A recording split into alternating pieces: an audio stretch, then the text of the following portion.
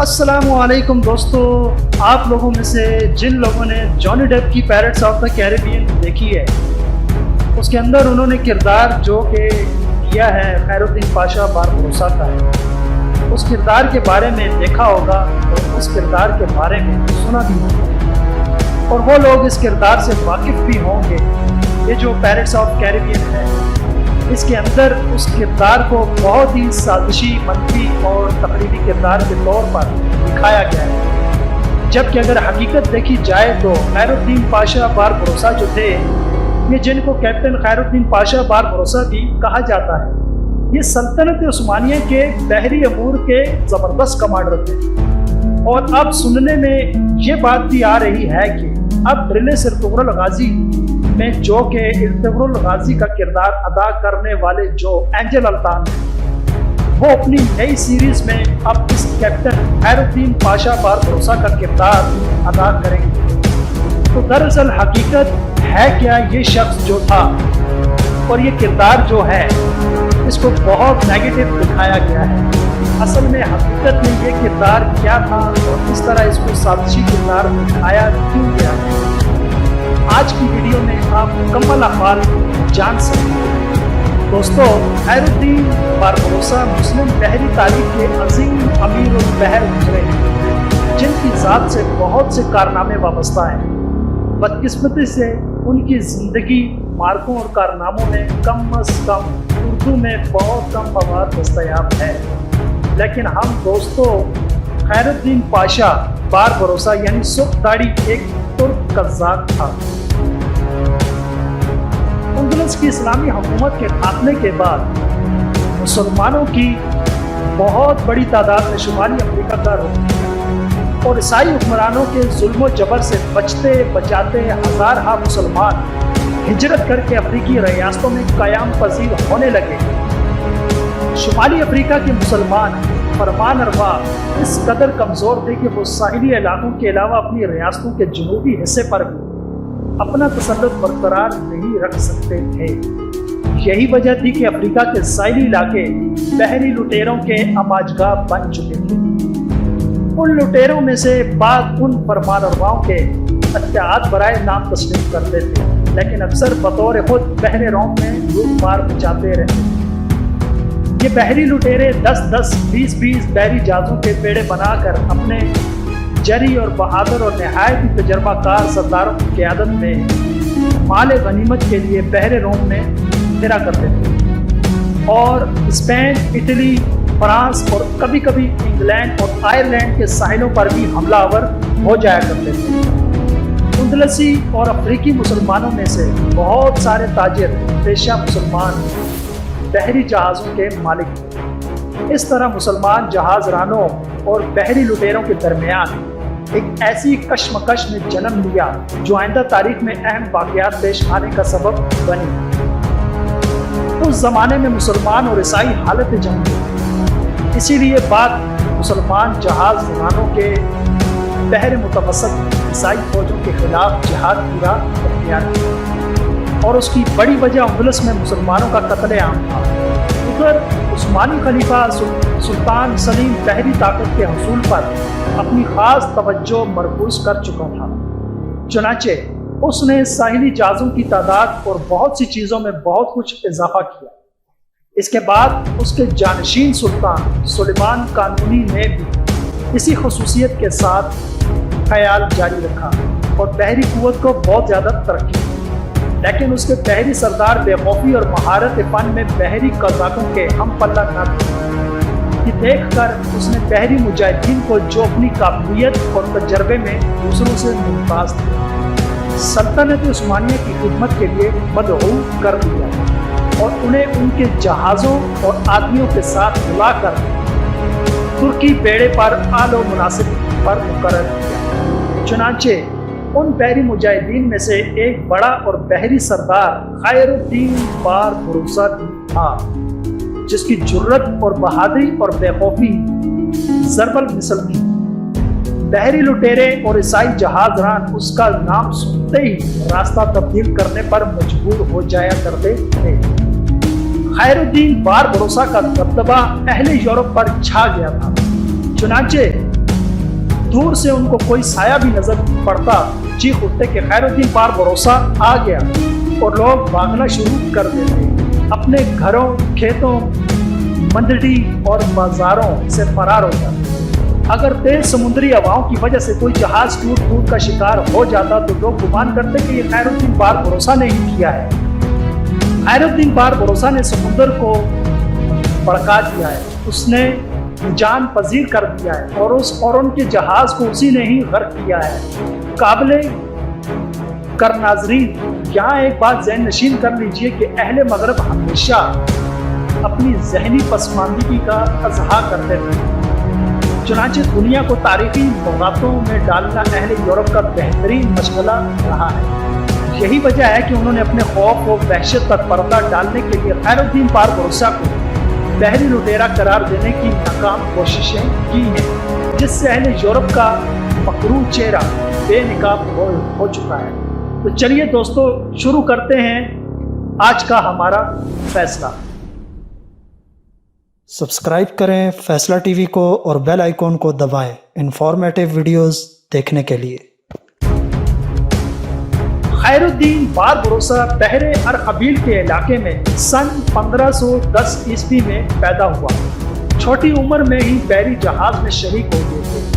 شروع میں اس کی کاروائیاں بحر ارخبیل تک محدود رہیں، لیکن پھر 16ویں صدی عیسوی میں جب صلیبی اور مسلمان فوجوں کے درمیان جنگ و جدل نے شدت اختیار کی تو خیرالدین بار بھروسہ شمالی افریقہ کی طرف متوجہ ہوا اور اپنی جنگی کارروائیوں کا رخ ان علاقوں کی طرف پھیر دیا۔ یہ وہ وقت تھا جب ہسپانیہ اور پرتگال اور شمالی افریقہ کے بہت سارے بحری مراکز اور بندرگاہوں پر اپنا جھنڈا لہرا چکے تھے۔ شروع سے ہی خیرالدین بار بھروسہ کے سامنے دو بڑے محاذ تھے۔ پہلا محاذ ہسپانوی محاذ تھا، ہسپانویوں کو ان کی بلوں سے نکالنے کے لیے جن میں وہ گھسے بیٹھے تھے۔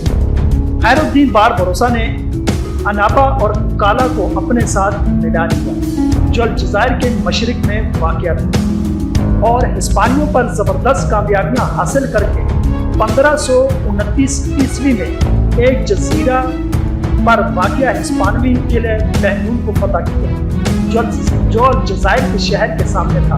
خیرالدین بار بھروسہ بھی اپنے توپوں کے ذریعے اس پر گولہ باری کرتا رہا، حتیٰ کہ قلعے کی دیواریں منہدم ہو گئیں۔ اس کے بعد وہ قلعہ میں داخل ہوا اور اس کے ساتھ ایک بہت بڑا لشکر بھی ہمراہ تھا، جو 45 جہازوں پر سوار تھا۔ یہ جہاز ساحل سے آئے تھے۔ اس قلعے کا قائد اپنے بڑے بڑے افسروں کے ساتھ قید ہو گیا۔ سن 1529 عیسوی کو خیرالدین بار بھروسہ کا بہنون پر قبضہ کرنا اور اس کو الجزائر کا نام دینا پہلی بنیاد شمار کیا جاتا ہے۔ اس تاریخ سے الجزائر کی بندرگاہ مغرب اوسط کا بڑا دارالحکومت بن گیا، بلکہ بعد میں پورے عثمانی شمالی افریقہ کا دارالحکومت بن گیا، اور الجزائر کی اصطلاح الجزائر کے صوبے کے لیے 18ویں صدی کے آخر تک استعمال ہوتی رہی۔ دوسرا بڑا محاذ خیرالدین بار بھروسہ کے سامنے داخلی محاذ تھا۔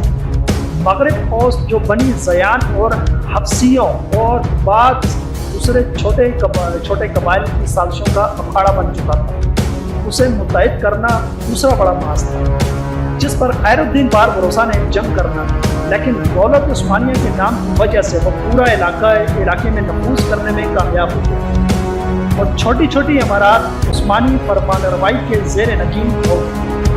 خیرالدین بار بھروسہ نے الجزائر میں نوخیز سلطنت کی بنیاد ڈالی، لیکن یہ دیکھ کر کہ اپنی خود مختاری کو قائم رکھنا اس کے لیے آسان نہیں ہے، اس نے عثمانی خلیفہ سلطان سلیم کی اتحاد قبول کر لی۔ یہ وہ زمانہ تھا جب اندلس کے مسلمانوں پر اسپین کی عیسائی مظلوموں میں سے 70,000 مسلمانوں کو اپنے جہازوں کے ذریعے اندلس سے الجزائر پہنچا دیا، اور پھر جب سلطان سلیمان قانونی کا زمانہ آیا اور وہ تخت نشین ہوا تو خیرالدین بار بھروسہ کو عثمانی بحری جہاز کا امیر البحر مقرر کر دیا۔ چنانچہ سن 941 ہجری بمطابق 1534 عیسوی میں خیرالدین بار بھروسہ نے شہنشاہ چارلس کے زبردست بیڑے پر حملہ کیا اور کورن اٹراس اور دوسرے ساحلی شہروں کو، جن پر شہنشاہ چارلس کے مشہور امیر البحر डमीरल अंड्रिया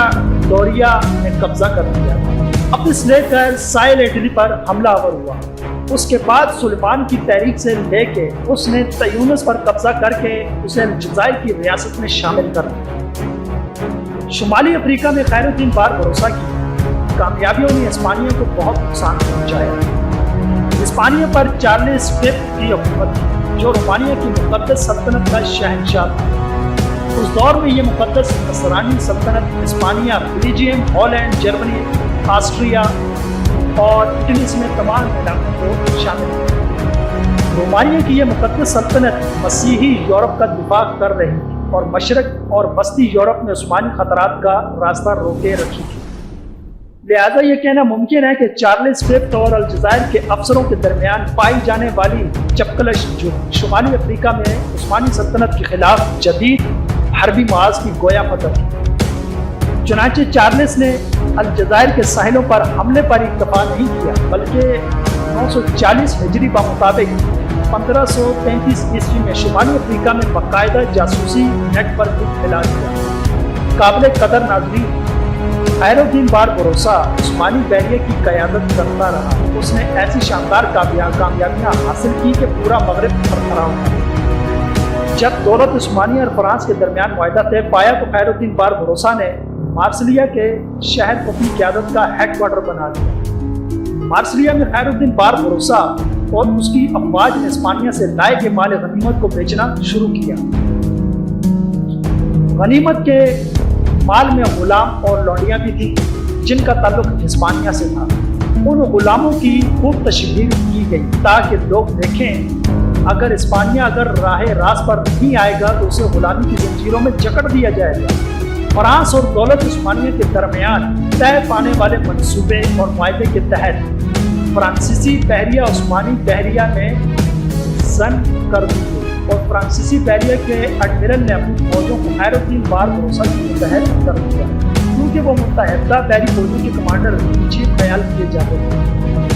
सबसे पहला जो काम खैरुद्दीन बारबरोसा ने किया वो वेनिस पर हमला करने के लिए फौजों की क़यादत करना थी। वेनिस के हुक्मरानों को जिला वतन कर दिया गया और उसे हिस्पानवी सल्तनत से छुड़ाना और दोबारा फ्रांस की मुमलिकत का हिस्सा बनाना यह खैरुद्दीन बारबरोसा का अहम काम था, जो उसने मुत्तहदा बहरी फौजों के कमांडर इन चीफ की हैसियत से सर अंजाम दिया। उसके बाद खैरुद्दीन बारबरोसा अपने बहरी बेड़े को साथ लेकर तोलों के शहर आकर ठहर गया और उसे इस्लामी लश्कर और इस्लामी बहरिया का मुस्तकर बनाया। जब एक यहाँ के ज़्यादातर लोग फ्रांस के बादशाह के हुक्म से अपने उस इलाके को छोड़कर मुसलमानों के हाथों में छोड़कर दूसरे इलाकों में चले गए।